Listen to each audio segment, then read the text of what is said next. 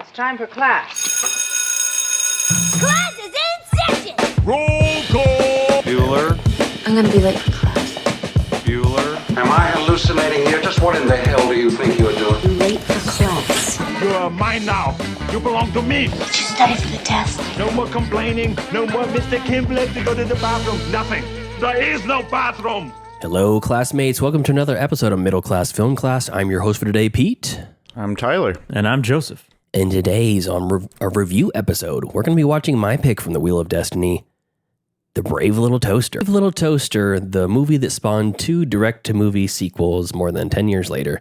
From 1987, this comes in exactly 90 minutes, rated G as you might imagine. And this is directed by Jerry Rees, written by Thomas M. Dish, Jerry Rees, and Joe Ranft. Starring John Lovitz, Timothy Stack, Timothy E. Day. Two Timothys. Yeah, Timothy E. Day as Blanky, Timothy Stack as Lampy, John Lovitz as the radio, Thurl Ravenscroft, one of the coolest names I've ever heard in my life, besides Laser Wolf. Laser Wolf. Yeah, sorry about that. Laser Wolf. He's oop. I really did change that switch. He's playing Kirby, the vacuum cleaner, Deanna Oliver as Toaster, and then Phil Hartman in a couple of other roles. He was the air conditioner and the hanging lamp. So this is the story, the synopsis from IMDb. A group of dated appliances embark on a journey to the city to find their master after being abandoned in a cabin in the woods. This is not my first time. This is a movie that I've seen probably like 20 or 30 times as a kid. Damn. I felt like it was on all the time, like on repeat all the damn time when I was a kid. Probably, because it came out when I was 1 year old. So it was probably, I don't remember watching it before we moved to Vacaville. So it was probably like four or five or so when I was watching this. And it feels like every single scene in this is a part of my physical makeup of what made me a person. So this is like a very, very ingrained part of my psyche as a child. Mm-hmm. The reason I chose it from the wheel is I didn't expect us to do Ferngully first and then The Brave Little Toaster immediately. Back to back. I didn't think we were going to do back-to-back animation, but here we are. But I just wanted to see if it held up. You know, we watched Space Jam. That was one of Tyler's picks. Years ago. And it did not hold up. And I don't think it held up really at all, very well. And so I wanted to see if this was going to be any different. And I guess we'll see how you guys liked it. So Tyler, why don't you lead us off? This is a first watch for you, right?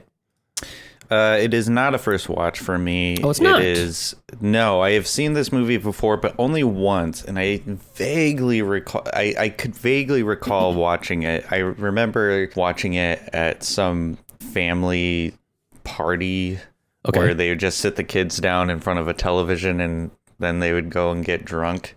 So similar to Ferngully. Yeah. Where you just drop your kids in front of it and then you go do adult things. Yeah, exactly. I'll read I did write a review on it on Letterboxd. Okay, gotta play the drop. Hello. Oh. Come along, won't you? As Tyler reads his own Letterboxd You need an reviews. abbreviated version of this. This I know. is me, myself, and Tyler. Well, the problem is I didn't think that Tyler was going to be actually using Letterboxd this often. Yeah. Well, he still doesn't use it as often as he could. No, it's true. Well, here we go. Here we go. So, with all the enthusiasm of a man on the edge. Yeah, correct. So yeah, The Brave Little Toaster, I rated it 1.5 stars. Oh, Jesus Christ. 1.5 stars. Okay. Yeah. All right, I'm settling in. Huh? I'm ready for my childhood to go kaput. Yeah, so this film on Face is a children's... What are you doing? I'm sorry, I'm readjusting myself. Jesus. Oh, okay. This film... Hold on, look at the bridge of my nose real quick while I read this review. This film on Face is a children's movie with the whimsical and happy-go-lucky faces of the appliances. However, the movie is very dark.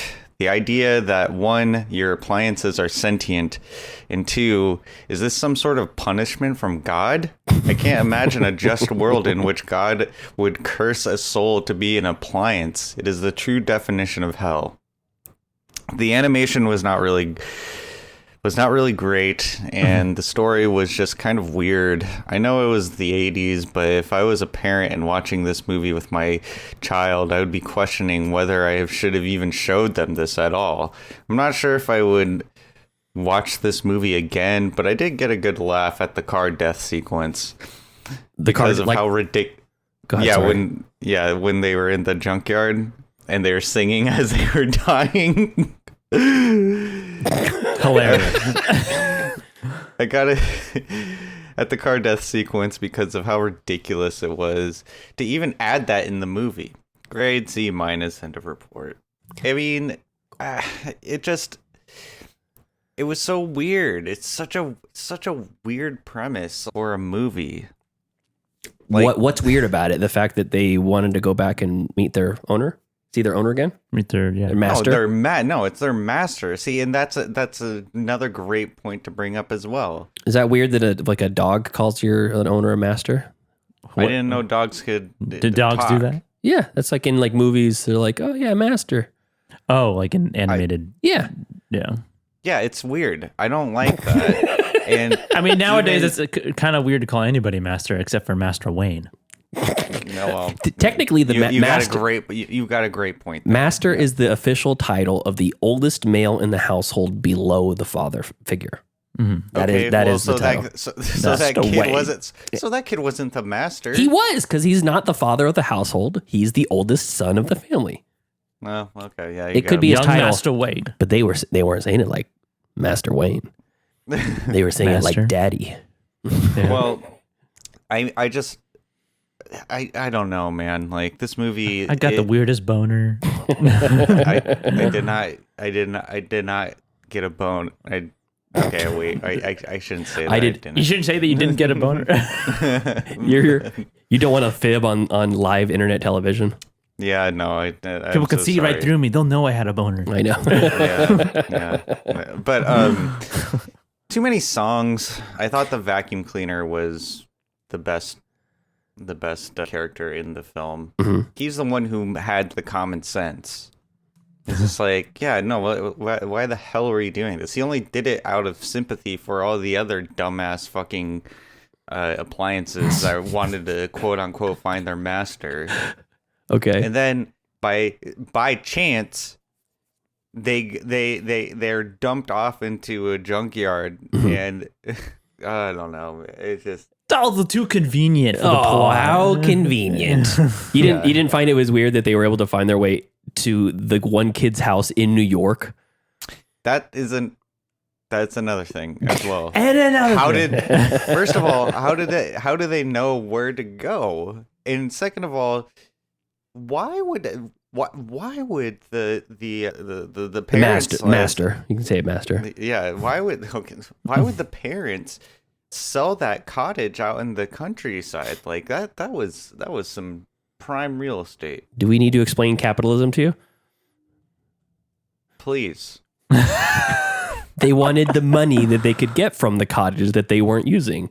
It clearly been years since they've been to that cottage, so they wanted to sell it. It's like when you have a boat and you realize, hey, it's been 3 summers I haven't taken the boat out. I should probably sell this thing because I'm just sitting on equity and it's deteriorating. But if you think about it though, like when it goes through the whole setting, they just abandoned it. There was still furniture in there. Yeah, because it's a vacation home. It's a second home, Tyler. It's a vacation home.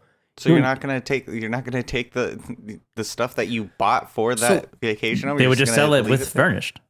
Yeah, they could do that, or they could sell it. They have it staged, and then when they sell the house, they move all the stuff out. They either sell it fully furnished, or they sell the house. Getting into the logic of the parents who aren't even on screen. Tyler says he wanted me to explain capitalism to him. Oh, that's right.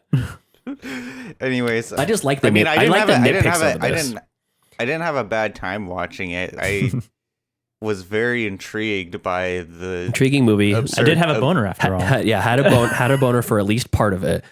Yeah, didn't have a bad time. 1.5 stars. There was some swelling going on during watching this movie.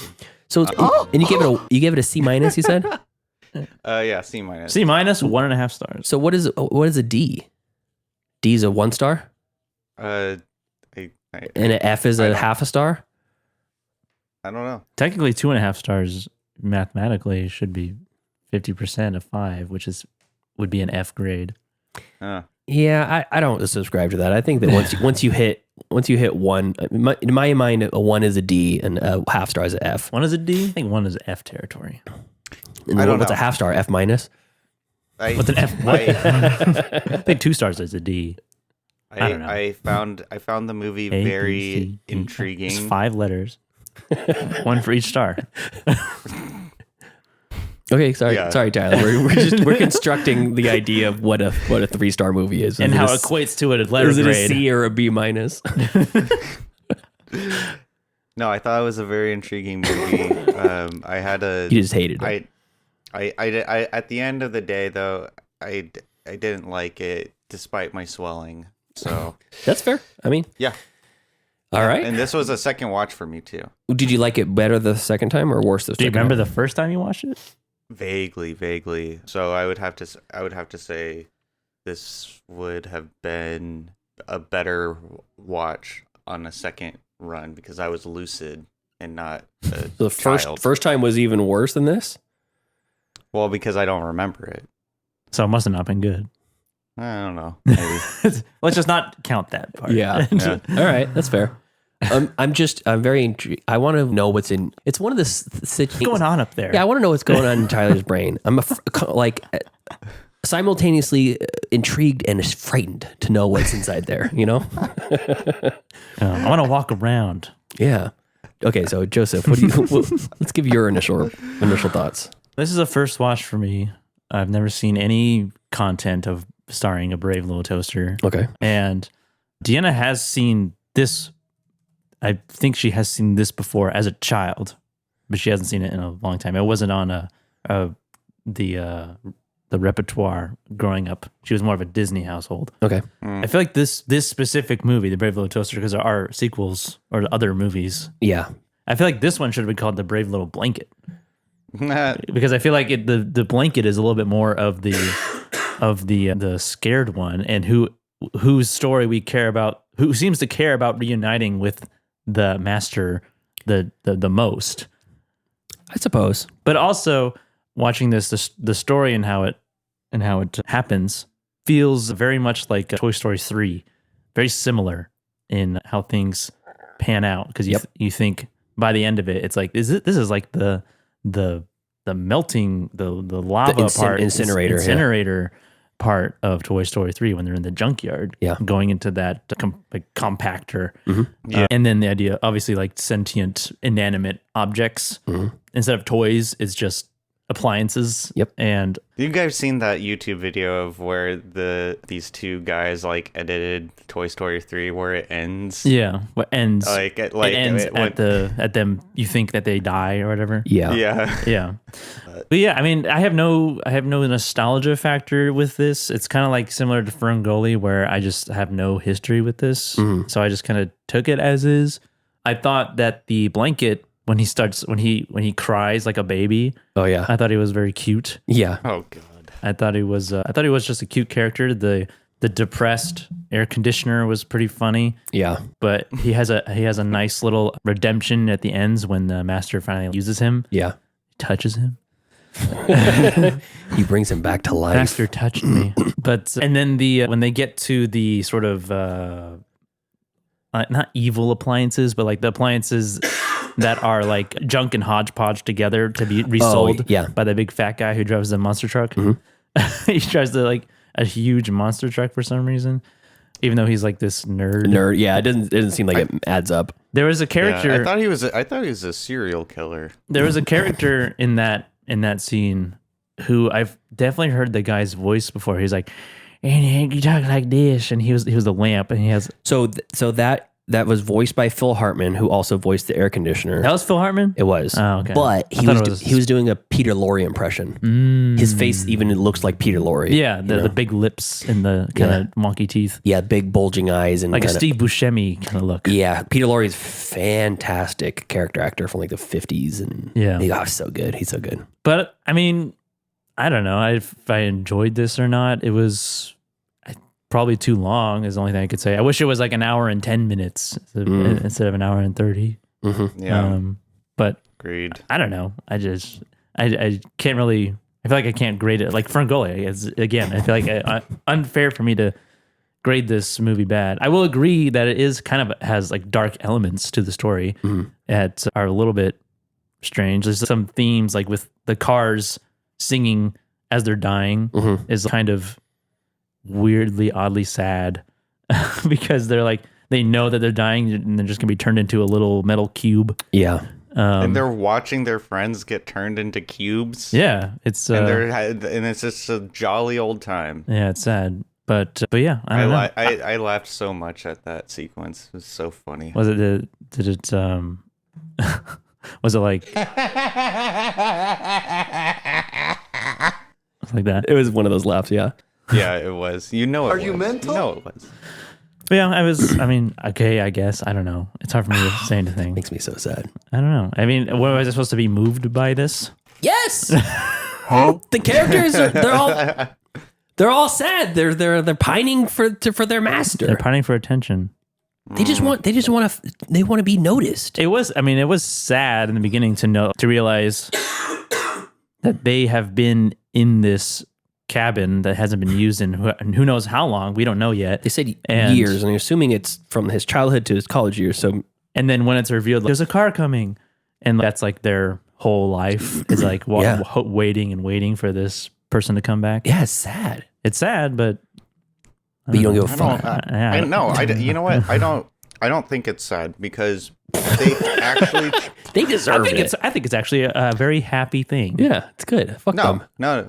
I think it's a cop out with these sentient appliances. If they really cared about their master and they really have this love and compassion, they would take a cross country journey to go find him in New York. They would reveal that they were alive. No. Get-go. They can't do that. They can't do that. That's reserved for Toy Story when they find Sid and reveal themselves to Sid. I don't. What if your refrigerator decided to talk to you and tell you that all of a sudden that it's alive? You're my favorite. Yeah. That'd be fun. That would be awesome. That'd be creepy. Then I would have a wait. You would punch a clone of yourself immediately. No, kill immediately. At least, yeah. You would harm and maim and kill a clone of yourself instantly. But you would love the idea of a appliance randomly talking to you one day. Hey, you know, you just said it was creepy that they were sentient, and it was a punishment from God. He's happy. That's what you said. I know. That's what I said. Tyler's happy that the appliance in this fictional situation is being punished for being alive. I'm confused. Also, Tyler would be afraid of a fairy, but be happy if his fridge came to life. I would burn my house down. Again, just the terrifying yet fascinating mind of Tyler Noe. The fact that my fridge has been seeing certain things about my life this whole time is privy to certain knowledge. Those weird exploratory years when you first figure out what your schwanz is. Yeah. And you're like, I wonder what it feels like if I close the door on it. Wait a minute. It's like talking about our refrigerator. It's like, it's like when you're with your partner, and you're being a little close and your dog's in the room. Yeah. It's like, do I kick the dog out or is it for? Oh, I'm always no. The animals stay out. The animals stay out? I'll make them watch. Yes. If they're not in, hey, Lola, come in here. Yeah. Check this out. Yeah, mommy and daddy are going to make you a puppy. You're going to have a sister soon. Yeah. Okay, so middle, huh? Middling? Yeah. Just not really. I can't say that it's bad. Okay. But I can't say that I had a super fun time watching it. All right. Yeah. Very sad. All right. Very sad. All right. Well, I guess I'm the only one out on the limb here, but I think this movie is, without the Brave Little Toaster, Toy Story would not exist. Mm-hmm. We would not have Pixar. We would not have anything. Mm-hmm. I feel like there's so many elements to Toy Story that evolve from this, and there's a lot of the cast from this movie: directors, art directors, editors, writers that all went on to work for Pixar and other movies, kind of in that vein. Yeah. Joe Ranft, he was one of the writers. He was also the editor. He was the writer for Cars. He was the writer for Pixar. He was the writer for, Pixar, for Toy Story and Toy Story 2. He also voiced Wheezy the penguin with the Wheezy voice box in the first Toy Story. Oh, Yeah. wow. It's like you can't watch the beginning of this and then see when they think the car's actually coming, when someone walks up to the house, but when they're banging the for sale sign into the front lawn. Right. And see all the appliances immediately go back to their positions and lose their facial features. You can't see that and go, oh, this has nothing to do with Toy Story. This is the proto Toy Story. This came before. Oh, most definitely. Most definitely. Yeah. And then the final scene when all the cars are getting crushed and they're just singing their blues away, you're watching them get crushed and you're seeing like the salvation in their eyes as they're being fed into the crusher. There's like the one classic IndyCar racer that's like dragging his arm tires in as he's being put into this crusher. Mm-hmm. And you're like, how can you not equate that to the end of Toy Story 3? And I will say Toy Story, the entire franchise, is better than this. But what came before that, I still think is fantastic. I think that when I compare, it's hard for me not to compare Ferngully to this. Mm-hmm. And again, we have 3 very different takes on all of it because you guys have seen Tyler's seen Ferngully before and Brave Little Toaster. Mm-hmm. You've seen neither? Before we had to watch it. Okay. So you've seen neither before. Mm-hmm. And I'd only seen Ferngully, but I have seen Brave Little Toaster. So we all 3 have different perspectives on it all. Yeah. Joseph's probably the most pure about this. I would probably respect his unbiased take on it more than anybody else because you're coming into it with fresh eyes as an adult, never having seen anything, and you're watching this. I never seen anything before. Kids animation movie, completely blank, dumb as fuck. Never seen a single thing in your goddamn life. Movies? What's that? Yeah, you're Simple Jack. Yeah, farting in bathtubs, laughing your ass off. So I have to respect that. But I know my position is very biased, but I don't feel like it's biased because I feel like when I'm watching this movie, this is objectively better than Ferngully. The story is better. The voice acting is better. Mm-hmm. The characters are sharply drawn. You have John Lovitz as like a 1950s or 1920s radio announcer. Mm-hmm. He's making constant jokes that are callbacks to like historical events. This is the first instance of wide broadcast fake news. He's making up all these stories about how they were getting Purple Hearts and this is the day of memory. Roosevelt's giving them the Medal of Honor and all this stuff for the thing that's happening. You have Lampy, who sacrifices himself to recharge the battery. The Brave Little Toaster, which literally throws himself into his own death. He dies and was resurrected by the Jesus Christ figure, which is their master. He's like the architect, which brings them life. And let's see, who else? Kirby, the vacuum cleaner. Oh, yeah. I've told you guys about this, and I've mentioned it very briefly on the podcast, but in a previous life, I was married right out of high school. Got married. We bought a house right off the bat. And in our house growing up, we had a Kirby vacuum cleaner. That was our vacuum cleaner. It was our house. Yeah. Family vacuum cleaner. And yeah, the old ones are very reliable. I know that much. The new ones are also very reliable. I'll tell you that. Why? Because they have an 84-year warranty. Sorry. 84-year warranty. And when I bought my house, my first house, with my new bride, we had to get, home furnishings and appliances and this and that. And a vacuum cleaner was on that list. And I said, we're not buying a vacuum cleaner. They will come to us. And we will buy a vacuum cleaner when the Kirby people come to us. Because it was a new neighborhood. And they know, new neighborhood, people buying new houses. And the Kirby people are door to door. And sure as shit, a Kirby salesman. Sorry, I'm dying. Hold on 1 second. Okay. So we bought the Kirby from the salesman. Yeah. Was married for a few years. Used the vacuum cleaner a bunch of times. We got divorced. We had nothing to separate. We had basically just a bunch of debt. The only thing I fought for in the divorce was the Kirby.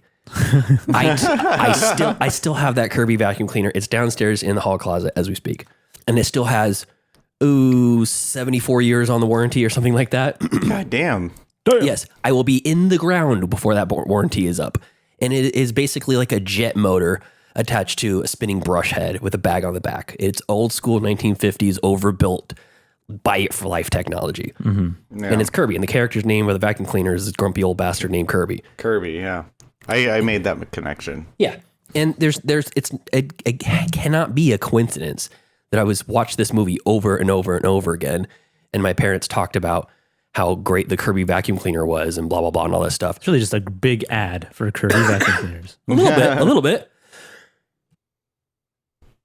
But that character itself was not particularly likable, but it was like supplanted into my brain. So I know my opinion. Kirby, good. Yeah, I know my opinion has to be biased, but I don't think it is. Sounds like something as a biased person would say. I think I'm in a cult. Is what I'm saying. But objectively, you take the songs from Ferngully and you take the songs from this. I feel like these are much better songs. They're catchier Then Ferngully than songs? the stuff in Ferngully. Yeah, I agree with that. I agree. The songs were written by Van Dyke Parks, who was a songwriter for the Beach Boys. Oh. Also, good friends with Randy Newman, who was the songwriter for Toy Story. Oh my tracks. God. It's all connected. It just goes deeper and deeper. The Brave Little Toaster is the proto Toy Story. So, anyways, I was half expecting for this to fall very short for me, like it did with Space Jam, and just come into it and go, yeah, I could see why I liked it as a kid, but now it doesn't really hold up.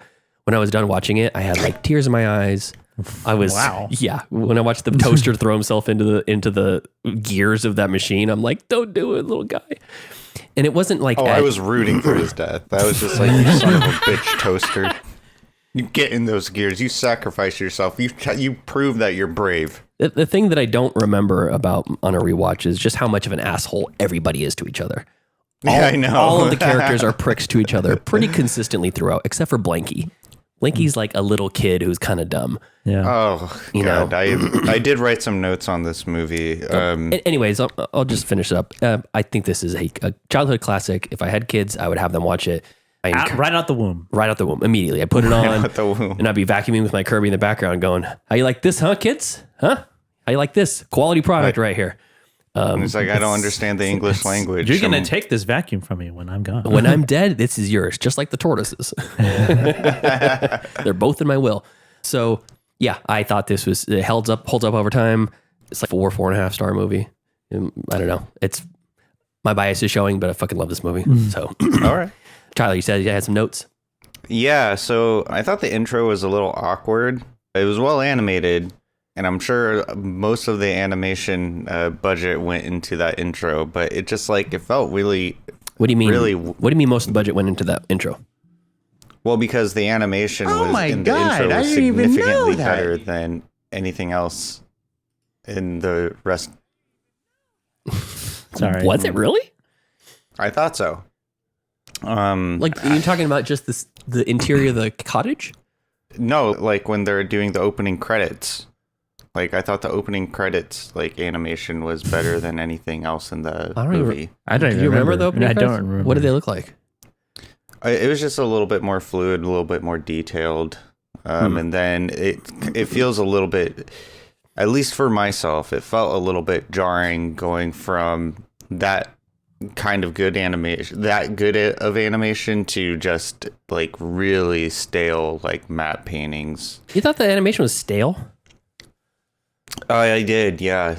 It did not grab me. Like, all like to compare and contrast with, okay, so Brave Little Toaster, like, and then you think about a movie. Oh, the animation, like the opening with the trees and stuff. Yeah, There's like nothing happening in it. yeah, but it looks good. No, you just think it looks cool. You think it looks cool because it's moody.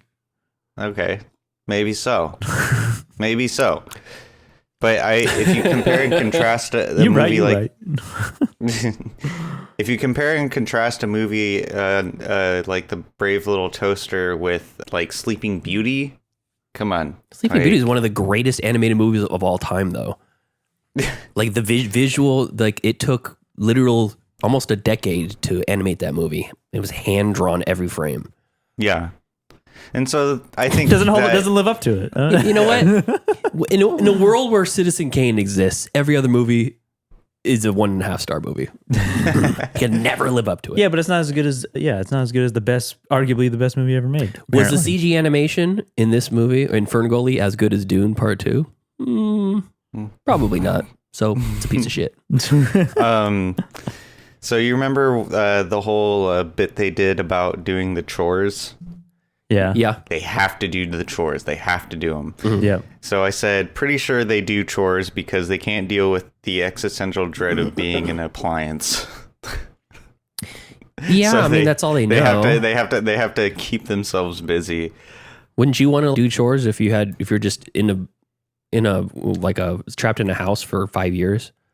Absolutely not. You would just What? sit there? You just stare at the fucking wall? Yes. You know what? would- It's yes, funny. you would It's funny not- that you wouldn't do anything. If you It's were funny that- trapped in a house and you have something that you can do, but you'd rather not do it. But chores equal bad, Joseph. that's absolutely correct. It doesn't, even if it brings them happiness. You know what? It does not. No, it does not bring them happiness. This doesn't surprise me. I've seen the inside of Tyler's house.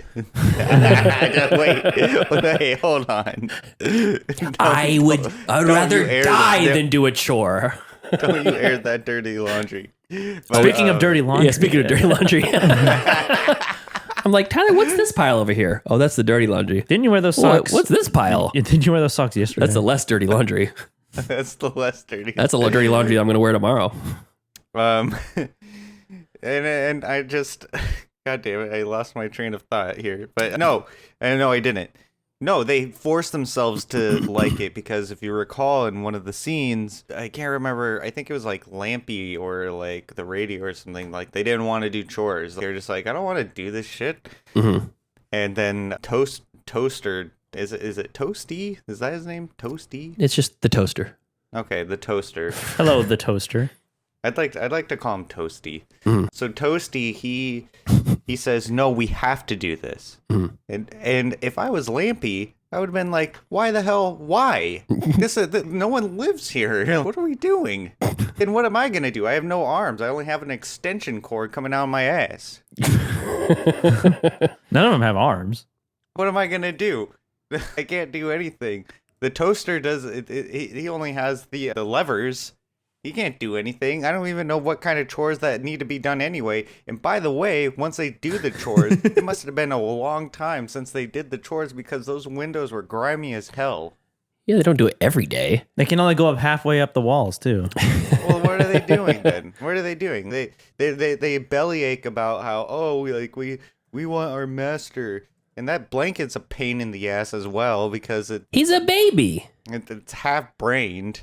He's a child. Yeah, that's how. I mean, that's how you think about all babies. Wait a minute. Tyler, So they right? grow up. They grow up then. So that blanket's gonna grow up. No, I it's don't like understand.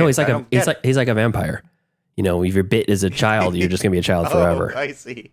Yeah. So are you saying a punishment from God because you're saying these appliances were once human? yes, they are. Wait a second. So off camera, pre the story starting, they were humans that have been turned into appliances. This is why I'm saying this universe of the brave little toaster is a living hell. Because Yeah. when you die, you come back as it's like the karma thing where like when you I die, see. like depending on like how you behaved as a human in a previous Oh, okay. life, You come back as a cockroach or a lamp. or a toaster, a car. That's not bad. But are you? How is that not bad? I'd rather be a lamp than a cockroach. Do you feel? Yeah, You me would too. rather be a lamp? Yeah. Yeah, you could read books with people. No one's trying to squish a lamp. Yeah, but a cockroach, you can you You could be don't- dead in 2 days. Well, that's true. Have you too. walked around Sacramento? There are so many dead cockroaches on the sidewalk. Yeah, there is. I've Plus, if you're- I've had many battles with the Sacramento cockroaches. Yes, mostly in the dirty clothes pile. Also, if you're a cockroach, you have to hang out with other cockroaches. Ugh, gross. That's true. I mean, but I'm just saying, Yeah, like Mark Wahlberg. That's a rat. Oh yeah, true. That's a rat. Yeah, No, same the- thing. Cockroach rat. no, I'm just saying it's a living hell to think that when you die, you might be like the air conditioner. Okay. I just don't understand where you get that from. I think you're thinking too hard about this movie. Chris too Geiger hard about it. Chris Geiger in the chat says it's a baby blanket. Get it? Blanket is a Yes, he's a baby blanket. I understand. I think he's supposed to be a heated blanket, though. That's Yeah, what he is a that's heated what little blanket, control. which is used for babies a lot. It's Oh, not. really? Oh, Yeah, okay. yeah. It's not. I thought you're not supposed to use heated blankets on babies. I don't know why he was a pain in the ass. I don't know why he was magnetized though. It's not like he was made of metal. Well, coils. maybe- I don't know. Yeah. Coil? Heating That's coils. what I was thinking. Yeah. If he's a heating blanket in the because these are all like 1950s appliances. It came out in 87, Yeah, I can't and these are understand. he said in his words, these are vintage stuff or classic stuff. It's like the old radio, the old lamp. Yeah. Well, that's why he talks like the radio has like a transatlantic Yeah, way Yeah, of talking. fucking John Lovett's great. the bee's knees. Phil Hartman's version of the air conditioner was Jack Nicholson. Also, he's basically doing a Jack Nicholson impression. No. I thought the vacuum was supposed to be like a Clint Eastwood type character. Yeah, I don't know exactly. He had a I familiar, was trying to- way of talking. You Yeah, I know, was trying to figure that out as well. did you guys used to I watch didn't- Cow and Chicken? Yes. Yes. Did you guys used to watch I Am Weasel? Yes. It was Not nearly as much. Weasel and Baboon. Yeah. No. The Weasel had a very like deep baritone voice and like very well spoken and smart. Yeah. Same voice actor as the vacuum. Whoa. Oh, really? And Cow and Chicken. Who is he? Cow and Chicken. Is he the it's- devil? No. He's I Am Weasel is a show within Cow and Chicken. Oh yes. Yeah. Now I remember. That's Yeah. all coming back. Your baboon is all kicking coming his back. mind. Yeah, it's a really weird show. But anyways, the guys have that deep baritone voice is so cool. Okay, so the songs, Forgettable. you don't each one of them felt like they were like doing a version of a popular song of that era. So like the Bee Movie, that was the one. It's a Bee Movie where they're in the recycling appliance shop and all the crazy creatures are starting to sing together. It sounded like a Rocky Horror Picture Show type song. And they were saying this is a horror. It's a Bee horror picture show. It's like a takeoff of that. And then when they do the Worthless, it sounded like Worthless is the song in the junkyard when they're all getting tossed away. Yeah. That sounded a lot like almost like a Grease type of song, except for way more depressing. Yeah. I don't know. Oh, yeah, I guess it kind of did.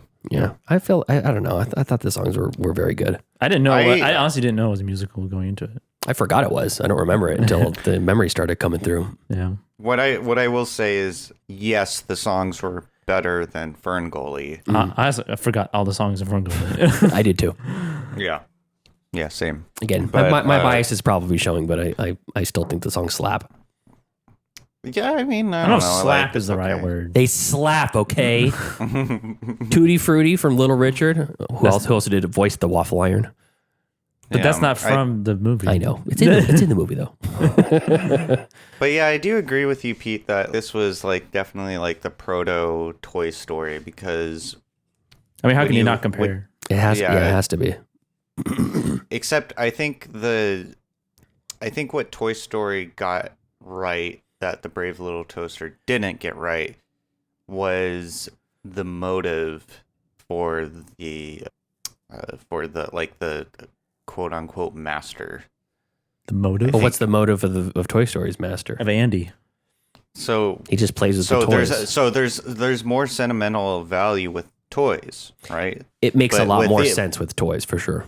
But like with the Brave Little Toaster, it's these appliances that I think it's an this anti-consumer. guy- I think it's an anti-consumerism message. It's like, don't throw away this old stuff and buy this new trendy bullshit.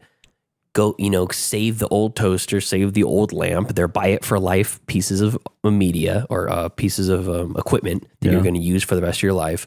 Buy one thermos and use it as your thermos for the rest of your life. Don't buy 25 fucking Stanley cups and put them on a shelf. Yeah, no, I actually that's a really good point. Also, does because- everything that talks or is sentient in this universe has some sort of electronic component to it, right?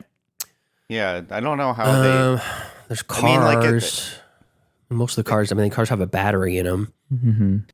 Yeah, there's a little confusion on my Like there's no part fork with that. that's talking to them, It's true. wooden spoon or anything. I'm trying to think if there was anything that was non-electric that was talking. I guess not. I guess you're right. That's the component. So, Tyler, a question for you. Follow up to the Eagle eye observation. Thank you. Very good. That's why you make the big bucks. That's right. So, if every creature, appliance, or whatever that's alive in this, But also world- the fish talk.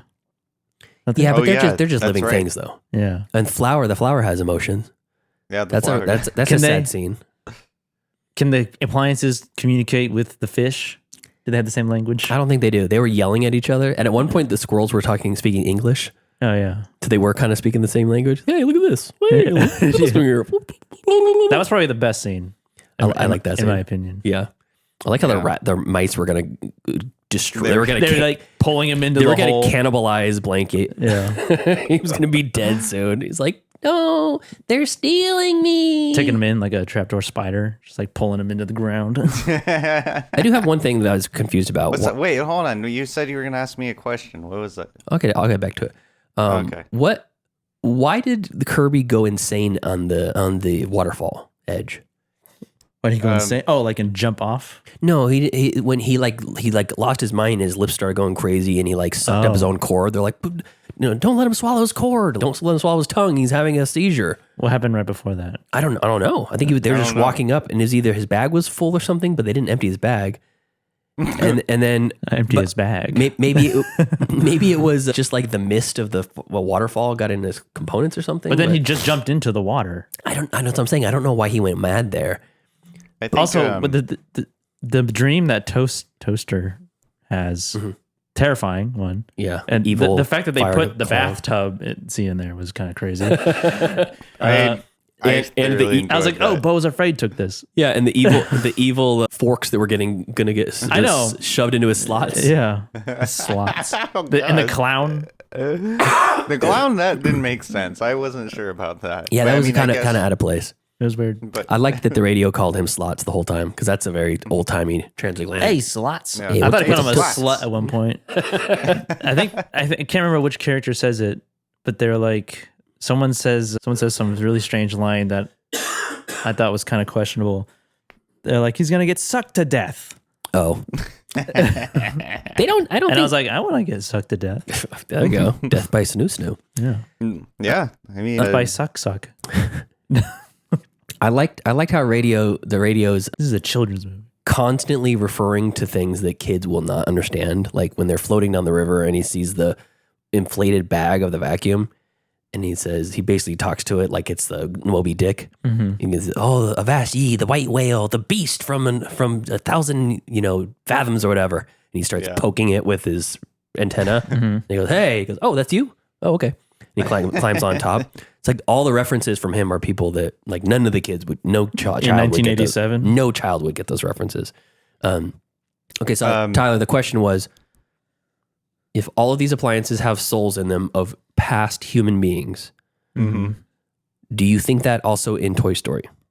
by the logic that I just presented, yes. Trapped by your own snake. Now you believe it. But when you watch Toy Story, trapped by my own snake. when you watch Toy Story the first time, do you think that? Do you think that they're all like sentient human souls that are being put into these toys as a torture device? When I was 7 years old, yes, I was having very existential thoughts about. What about what not The G.I. Joe? nature- Small the Soldiers. I was yeah. Those At are 7 computer years old, chips.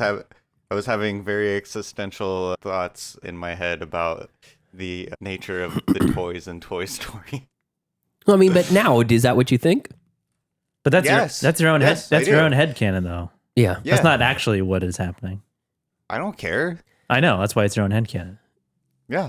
That is. That's. I mean, like you can apply the same logic to. It's like it's like believing in God. It's like there is no God, but people are like, yeah, there is. I'm like, well, you can believe that, but there isn't. Yeah. Same with flat earthers. I can't convince you that it doesn't exist, and you can't convince me that it does exist. Yeah, Yeah. So there we go. but we all know it's not really there. At least in Child's Play, they show the fucking chant and the voodoo of getting Of Dambala actually, or whatever. of You know, actually putting a soul into. Yeah. That's why there's all these movies and shows about God, because look, he's here on TV. yeah. Here he is. Let's believe in him some more. And then in Beauty and the Beast, it shows that the furniture items are entombed souls. Yeah, they were cursed though. But they specifically show them. Yeah. Right. Yeah. I just don't know where this thought came from, Tyler.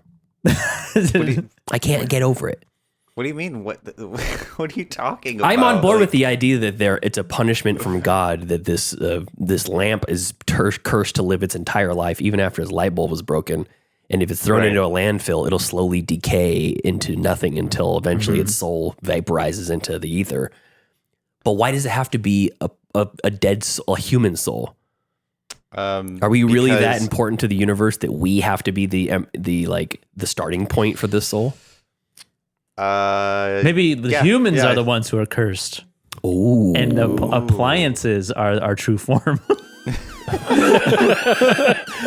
There's this one shot after the whole nature bit, which was kind of creepy in its own right. Okay. After everything had happened, like they just did like deadpan shot of the toaster, and he had like bags under his eyes, and he just looked horrifically depressed. Yeah. He was down on his luck. And I was thinking to myself, yeah, I feel you, toaster. I feel you, toaster. I do want to. I feel you, toasty. We mentioned how everybody was kind of an asshole to each other on their journey, specifically to the blanket. I know. The first, because he was a pain in the ass. He's a baby. He's a child. But the first night when they sleep and he's trying to snuggle up to somebody, I know, they're being assholes. And Toaster's like, go away. I'm trying to sleep. Yeah, I'm snuggle with someone else. I'm not the master. Yeah. It's like, come on. He's a child. He needs that's his curse. That's his job. He has to snuggle with someone. It is sad. I really liked the scene. I thought it was appropriate for a kid's movie to teach that it's okay at some point if you're like, hey, I've been really mean to this person. Maybe I should start being nice to them. I think about that sometimes with Tyler. I'm like, you know what? I'm gonna stop. I'm gonna stop being so mean to you on the show. And then you say some of the dumbest shit I've ever heard in my life, and I'm like, nope, I cannot. I cannot. I can't not say it. You really tested my limits. I know. Maybe not the dumbest, but some of the craziest shit. Yeah. Like maybe these appliances were once human in this children's movie. What is that? I like that. I like that, though. I like the theory. No, but I mean, in real life, though, have you ever been in a situation where I should probably be nicer to this person? Whether it's somebody that you know tangentially you spend a lot of time with or whatever, you know, there's this weird phenomenon. Have you ever seen this in real life where you know somebody and you're like, they're a pretty nice person, you know, more or less. They don't think of them as an asshole or a bad person or whatever. And then you get to know their relationship with their family, whether that's like a child to their parents or like a man to his like girlfriend or whatever. And you see them in their home life where they're comfortable around people and you're like, they're totally assholes to their parents. Or total prick to their wife or whatever. Or husband to their or wife to their husband or whatever. You see them in the context. And you're like, you're nice to everybody. You're nice to me. You're nice to the coworkers. You're nice to our friends. You're nice to strangers at the, you know, you tip well at restaurants. And then you're a total dickhead to your wife. Yeah. It's almost like once you get too comfortable or too close to somebody that like the goodwill of whatever it is. I don't have to be courteous off. or generous or nice or mindful or kind to people who have been in my life for a long time. Yeah, I think it's almost like, but to the stranger, yeah, I'm going to be as polite as fuck. It's a so very. You think this movie was like trying to teach that lesson? I think in that one small scene when Toaster just decides to start being nicer to Blanket, and the Lampy says, you know, I'm just trying to figure out why. What's the ulterior motive? Why are you trying to be nice to him all of a sudden? And he's Toaster's just like, what are you, gay for him? I don't know what the undertone. Come on, it's Pride Month. Yeah, and on Pride Month too. The first day. The first day. Tyler's starting the Pride Month off on the right foot. No, but you know he's saying that, and then Toaster's just like, I don't know. I just feel like I'm meaner to him than I should, and I don't like it. And I want to try to be nicer. Yeah, I think that's a good message. It's never too late to just be like, you know what? I've been kind of an asshole for all these years. I'm going to try to be a nicer person. Yeah. So, yeah. I know somebody who I've worked with in the past that's like that, and it's like, man, you know, you seem like a different person now. I haven't talked to you in a few years, but you seem like a different person now. And he's just like, yeah, realized being an asshole wasn't doing me any good. So tried to lighten up a little bit, and life's better now. That's a really cool message. So Yeah, that is a good message. I just don't think the toaster was brave at all. Like he just sacrificed his body. At the end, yeah. Yeah, at the end, It's also his idea to go out there in the first place. it was the vacuum. It was the vacuum. It was Kirby who was the brave one. Why? Because he was pulling them? So he jumped off a cliff. He Well, he jumped only- off- That was I will say that scene right there when like he drops everybody and then he backs up, it like stays on that shot for like a good amount of time. Yeah, he's thinking. And then but you don't see him. It's just you see the edge of the cliff and it's like 15 seconds, 20 seconds go by, maybe a little too long, where it's like, what's happening here? And then he just yeets himself. I was like, oh, okay, that was kind of cool. Yeah, I like that. he eats himself. I like the editing on that. yeah. Yeah. There's a lot of creative editing in the animation. I mean, there's weird perspective angles. There's almost like fisheye lens animated styles. Yeah, I noticed that, yeah. still scenes. I don't know. I felt like it was a better movie than it had any right to be, and I'm just sad it didn't work well for you guys. Well, Not disappointed, but I wish that you saw what I saw, because I finished it this morning and was like on a high after I was done. I'm like, fuck it. It's just as good as I remember. If I started not better. making love to my toaster. Yeah, I did. I picked it up. I was like, oh, you red piece of shit, Oster, Bed Bath & Beyond, outcast piece of crap toaster that I've had for 10 years. I started I love you. cleaning all of my appliances. Started petting them, treating them well, just in case they could become alive someday. Yeah, you never know. Yeah. I mean, after talking about it now, I think I was a little bit too harsh on it because It's a kids movie after all. Yeah, you don't like kids movies, so maybe that's why. No, that's not true. It's just, I think it's fun because, I mean, at the end of the day, it's fun to, like, trash on this movie. It's easy to, like, just, hey, don't hold back just because of me. I mean, I didn't make the movie. It's just part of my childhood. No, I'm not holding back, but... All I'm saying, I just popped myself in the mouth. Oh, okay. All I'm saying is, if you don't like this movie, you hate my childhood, is what I'm saying. Oh. You hate me and every part of my fiber. Oh, really? Wow, I didn't This know movie it created went- me. Without Brave Little Toaster, I wouldn't be here. I would have harakiri'd many years ago. But I think the vacuum cleaner was Kirby was he was the brave little toaster in this movie. Because when I wanted to bring up this point when we were talking about the cliff scene, he was like, okay, they're done for. I'm just gonna go back to the cottage and just, live the rest of my days. But he had that internal moral struggle. And so at the very last minute, he decided, you know what? Even though I'm afraid of heights, even though I hate these pieces of shit, I'm going to go save them. And he, not once, but twice, he saves. Was it established that he had a fear of heights? I don't know. I don't think so. I was trying to think maybe that's why he went crazy on the cliff edge there. I mean, that's what I inferred. I honestly don't even remember that. Yeah, it was a weird. He had a seizure, and then remember the toaster had to push him back around, back and forth, like making a fish swim through the water after it's suffocated. Yeah. So maybe he just needed to do his chores. I don't know. He was having withdrawals. Yeah, that's what I was thinking too. But yeah, I thought he was the bravest person of them all. I think he was. I like how he called Blanket an old rag at one point. Oh my god! The insults to these people, you're just an old rag. I gotta say too, the writing of the dialogue is fun because at one point Toaster is talking to Lampy and he's asking him why he I think it's at the same scene when he's asking him why he wants to be nice. He says, I don't know, it just feels like a warm piece of bread. And he's giving him analogies that only a toaster would think of. Yeah. And he goes, I don't know, it makes me feel like I'm lit up inside. He goes, oh, I get that. As he's talking to the lamp. Relatable. Yeah. And he goes, tell me about it. Yeah, because they can only relate within their own context of their own tortured soul that they are confined into. Yeah. The vessel of lamp. Yeah, the vessel. That's what I'm thinking of. So I just want to confirm this. Okay. Was the car battery that they took, was that for them to like have electric for themselves? Yeah, that was. It wasn't like it wasn't like a means of transportation or anything. So they need to be charged up, plugged in.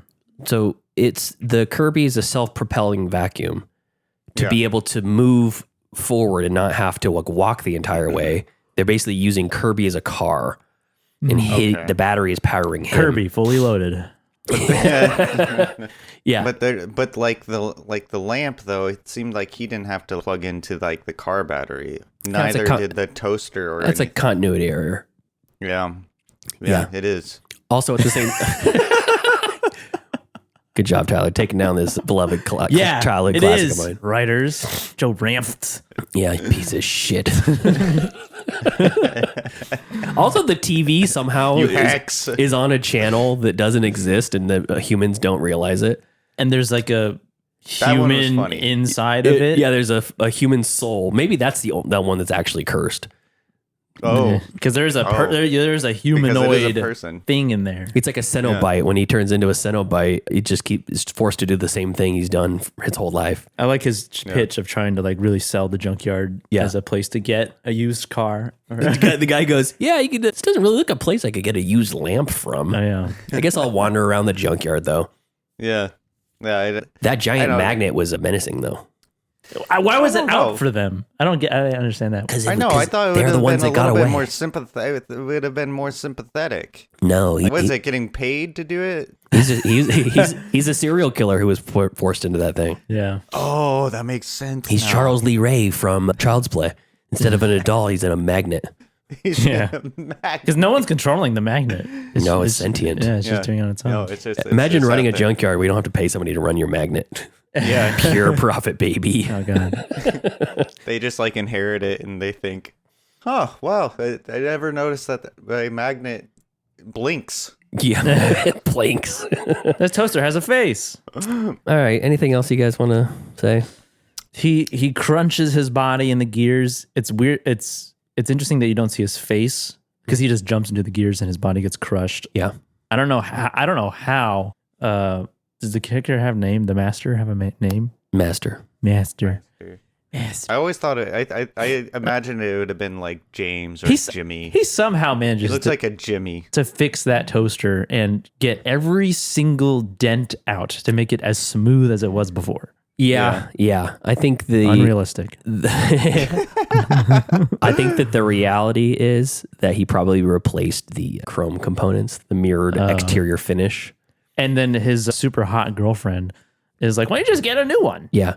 Also, pioneers of interracial relationships in this movie. Oh, yeah. 1987. How was that? Was she Cuban? Relationship? She was either, the black or Latino or something like that. Oh, from pretty Brazil. dark skin.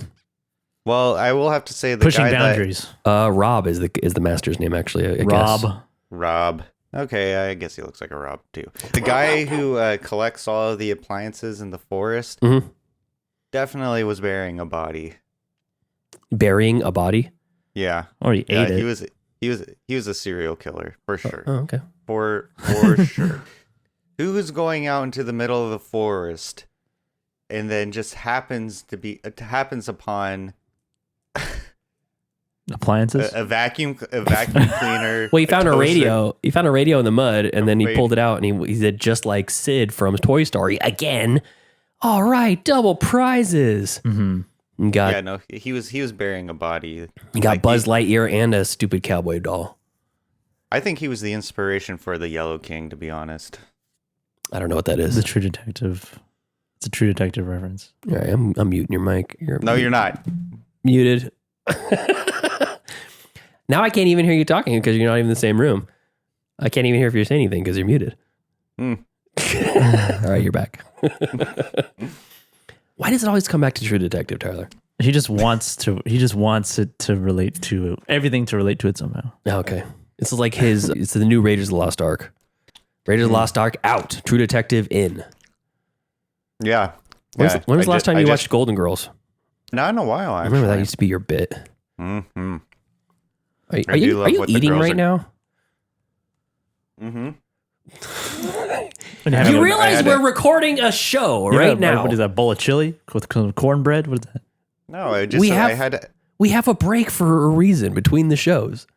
It was just a little small piece of prosciutto. You've been eating it the whole time. I've been watching you, but I didn't comment on it until now. You're talking with your mouth full. I wasn't talking with my mouth full. Tyler, go ahead and give your grade.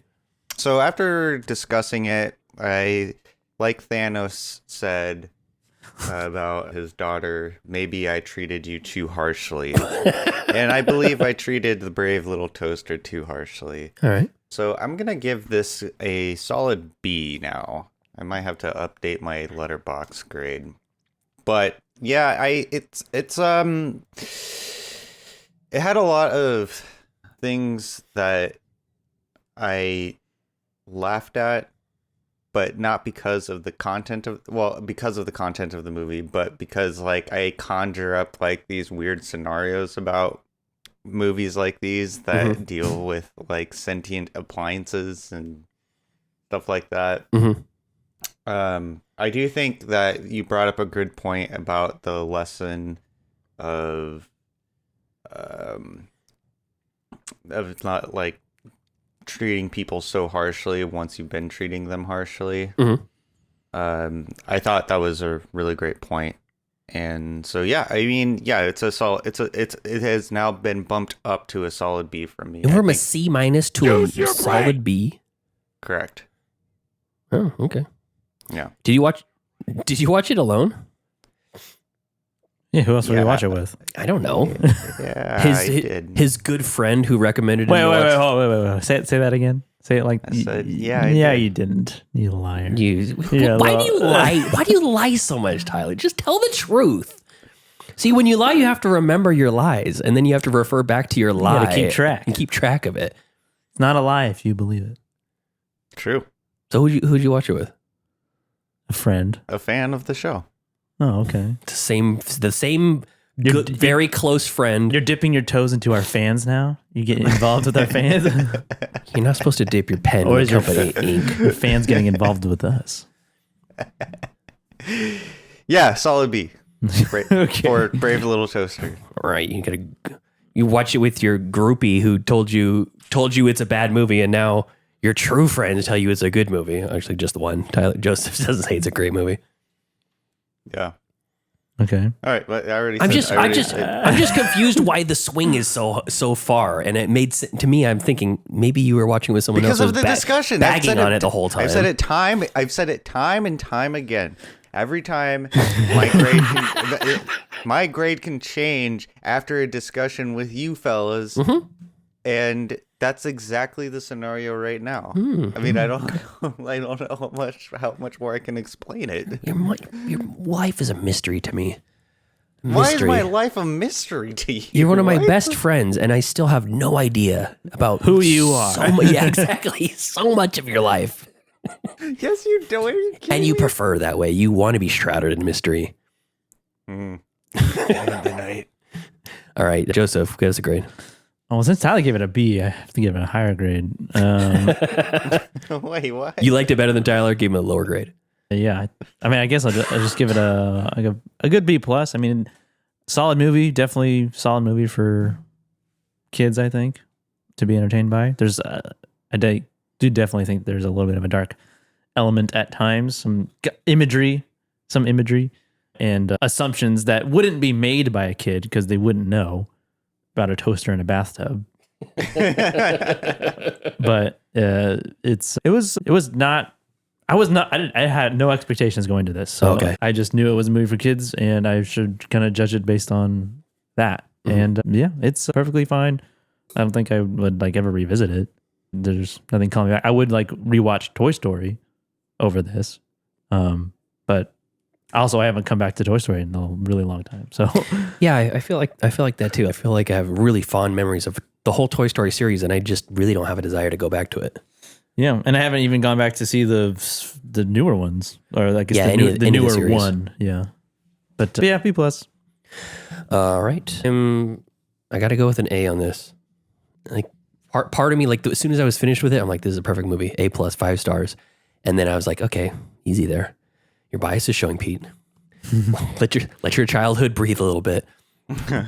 And it's definitely the cracks show in some of the animation, but I think the bold choices in the art direction of the animation, the way that the shots are framed, very sharply drawn characters. There's a smart aleck that nobody really likes, the radio that's part of the group. There's the old grumpy bastard, which most people like, but he doesn't like them. And Kirby, little kind of half-brained, sweetheart in Blanky. The Toaster's the Mario character. He's the nondescript, non-very specific character that's kind of like the main core of the group. And then Lampy, who's a little bit of a dope. Like a little bit of a wisecracker, but not as annoying as the radio. I don't know. I think there's a lot to love here. I think the songs are really well executed. It teaches some good lessons, and it does not shy away from the macabre. Because man, there's some shit there that you're like, God damn, this. Yeah, I know. Poor Pete. Poor. It's like a cross between Toy Story and Homeward Bound: The Incredible Journey. Right. I don't know. I love this movie. I can't. I want to watch it again. So it felt like a warm hug watching it again on a VHS tape in my old retro room. It was just like old times. So fun. Okay, that's it for the Brave Little Toaster. Let's get on to the Wheel of Destiny. 1 wheel, 8 slots, 3 hosts. This is the Wheel of Destiny.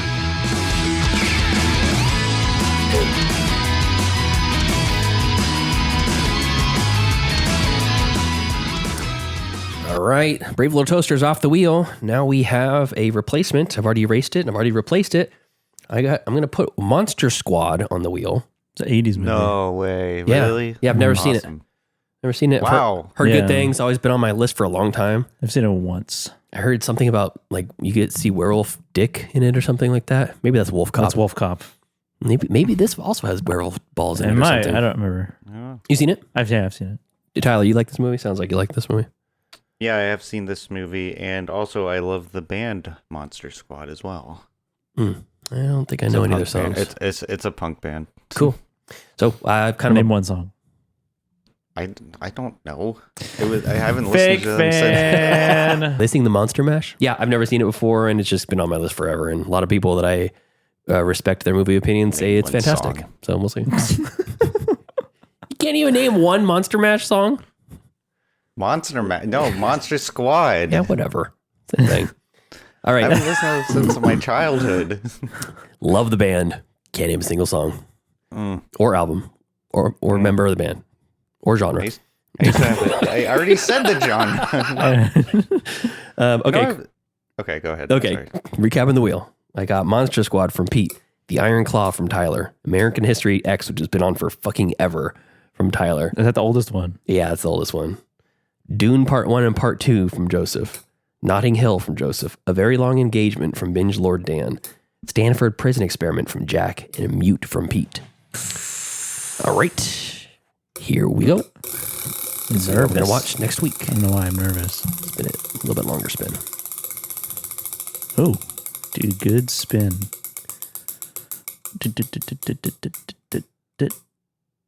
Ding. A Very Long Engagement. Very long engagement.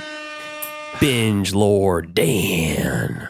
What is this? Well, I mean, I guess it's good that we're Binge getting Lord. I guess it's good that we're getting a classmates pick on. Yeah, that's good. What is this movie? A Very Long Engagement. Let's see here. 2004 movie categorized as war and romance. 2 hours, 13 minutes. Not as very long as I expected.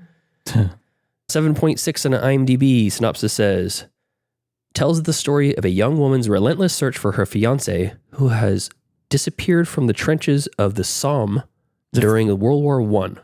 Jean-Pierre Jeunet. It's a is the French director. movie? Yeah. I know this director's name. I don't know anything about him, though. Oh, he directed Amelie and Delicatessen and The City of Lost Children. Okay, that's the guy. I liked Amelie. I liked Amelie as well. And Alien Resurrection. Yeah, he did Alien Resurrection, too. Yeah. Cool. Awesome. Let's see what other stuff he's directed. Big Bug from 2022. Big Bug. Netflix Big movie. Bug. Is it? That's what it says. Netflix original. Yeah, it looks like a bunch of people got shrunk down in this. All right. Anyways, Binge Lord Dan, well, I'll reach out to you on Twitter. He comments a lot on the show, and usually has. I think Binge Lord Dan was one of the first after Dylan. I think Dylan coined the "do better" phrase. Was it Dylan? Maybe. Yeah. No, it was Dylan. It wasn't Gossip Girl. No, the Gossip Girl's much later. But Gossip Binge Lord Dan is on the do better train, but he also is on the train of when you do better, Tyler. He recognizes it, so he's a Tyler fan. Awesome. Thank you. Guess who else is a Tyler fan? Right here. Aw. Big fan. Thank you. All right. Even after all these years. Oh, yeah, of course. I would be doing this show still with you if I wasn't a fan. I'd be like, oh, I gotta go to the goddamn show again with this fucking asshole. Joseph, you got anything? No. Tyler, you got anything? I do not. All right. Thank you to our cool ass yard duties over on Patreon. That's Javier, Heather Sachs, Ryan, Corbin, and Chris. And if you want to support us on the Patreon, hit us up at patreon.com/middleclassfilmclass. But if you watch on the YouTube live or on the later released episodes on YouTube, that works just as well. So until next time, thank you for joining us as we gab and chatter this week. We talk about The Brave Little Toaster.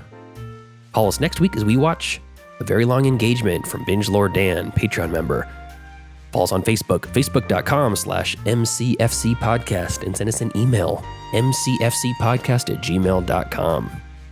Yeah, and follow us on Instagram at Middle Class Film Class, and leave us a voicemail, why don't you, at 209-730-6010. And follow us on Twitter at Podcast MCFC, on TikTok at Middle Class Film Class. Alrighty, we'll catch y'all next time. Thanks for listening. See ya. See ya.